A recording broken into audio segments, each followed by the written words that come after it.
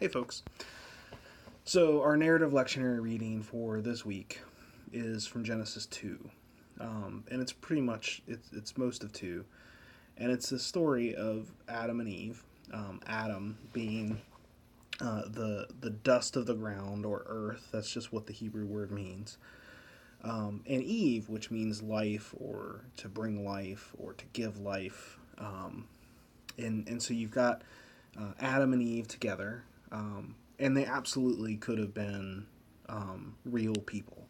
That doesn't take away from what I'm talking about, but it gives us a hint in the story that they could be interpreted just based on the names alone as symbolic.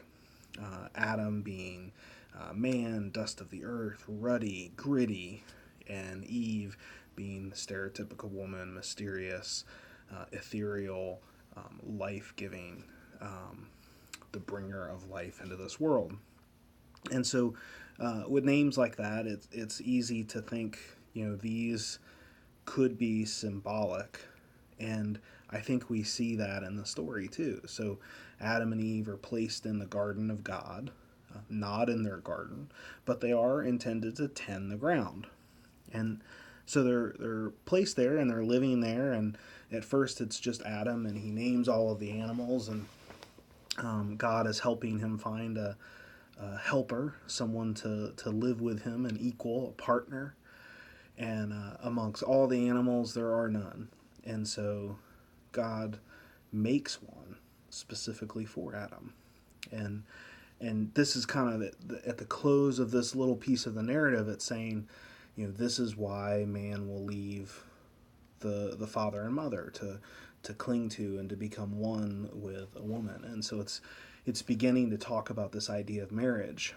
And it's coming kind of to the climax of the story where it's like, you are supposed to recognize that something is about to change. These people were living in this garden and they were happy and everything was good. The food was there. They trusted. They were living in honesty. They were exposed. And so it gives this little clip at the end of this section. It says, "And they were naked and they felt no shame." Now, it's super easy to just gloss over this and immediately jump into the next bit. But this is an important bit because it's concluding the whole section.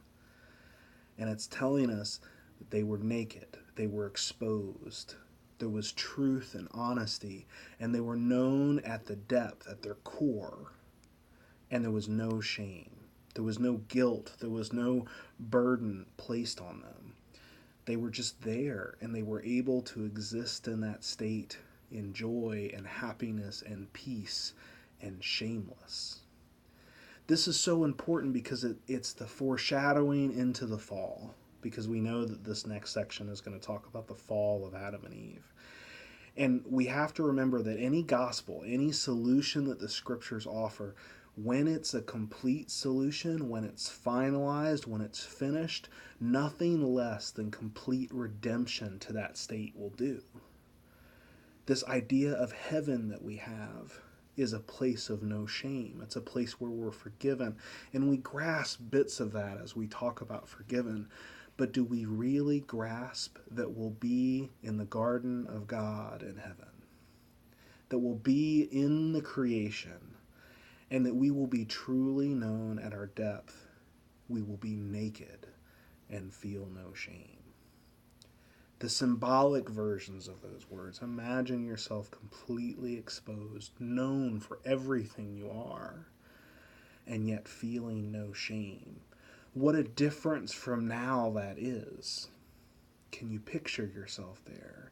And are you headed there? Is the gospel that you're following, is it big enough to bring you to that place? Are you headed there?